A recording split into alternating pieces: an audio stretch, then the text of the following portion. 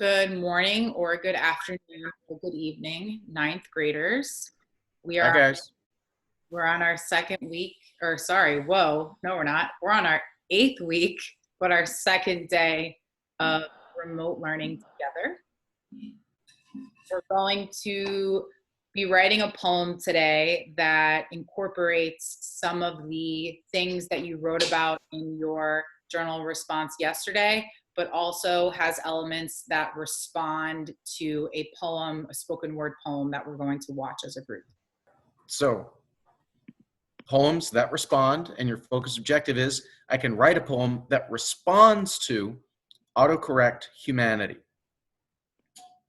That's the name of the poem. But first, if you haven't done so already, take 60 seconds, 3 deep breaths. Try to drop away. Okay, here we go. So what does it mean if you are responding to a poem? Kind of as we discussed in the virtual session this morning, responding to the poem means that you're considering the message that the poet is trying to convey to the audience, but also how they're able to convey that message to their audience. So this means a couple of things. You have to look closely at the language that's used, the style choices, and when we're looking at spoken word, you also need to think about how that poet is performing the poet. What are the tone changes that they have in their voice, their volume level? What are their hand gestures? What are their facial expressions, right? Today's objective, you're going to be writing a poem that responds to, or it speaks back to Prince EA's poem. And you're also going to be including something or a piece of what you wrote in your journal response yesterday. So if you didn't do yesterday's journal response, pause the video, go back, complete the journal response, and then come back to this lesson. Watch and read Prince EA's poem, Autocorrect Humanity. It's on the next slide. The text of the poem is in the assignment for today. It's called Prince EA Poem. There it is. And there's also a video link in this document. So that's step one, watch and read. Consider the poet's message. What is he trying to convey to the audience? Why is he trying to communicate that? How did the poet perform this poem in order to communicate the message? And what language choices, what word choices helped him to do this? Step 3, write your poem. And we've got criteria on slide number 6 to guide you. So here's slide number 4, here's slide number 5 that has the poem.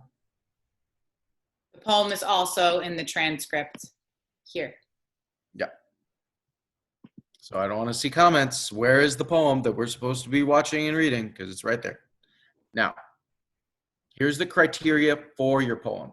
I'm going to just switch the slide so that you guys can see this on the student-facing document. This information here is the same thing that you have on your document, but I want to just pull that up so it would be like what you're working with. Great. So here is the document that you're going to work on. So it's like Prince EA, the poet, he is saying something to all of us. We want you to respond the same way that we would in class. Ms. Laredo asks a question, I ask a question, or we read a piece of literature or an informational text like we did on Monday, and you respond to it. In the same way, you're going to respond to this poem with a poem.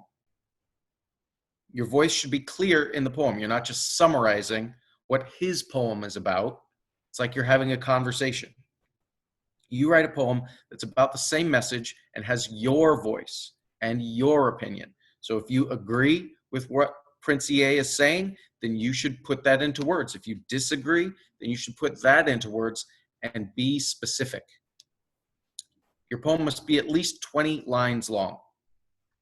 I know that's more than we asked last time, but it's not a lot more. And we're not saying you need to write like a whole 20-line paragraph. We're asking you to write 20 lines of poetry. And they can be long lines, short lines. You could have 15 words on one line and 4 words on the next line. You have to be creative and think about how you want that to look. But 20 lines is not, it's not a crazy amount.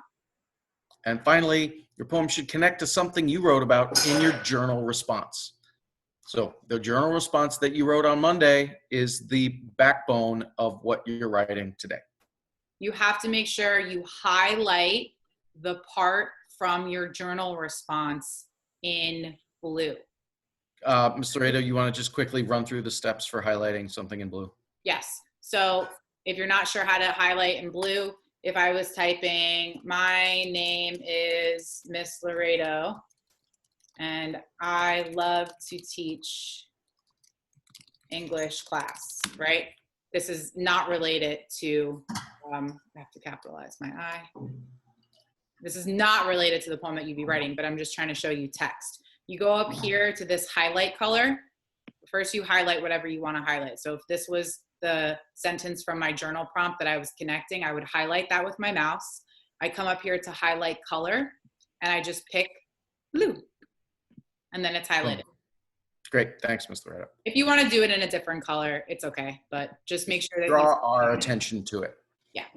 As always, I will be in the Google Meet at 1:30 for questions about this and all other assignments.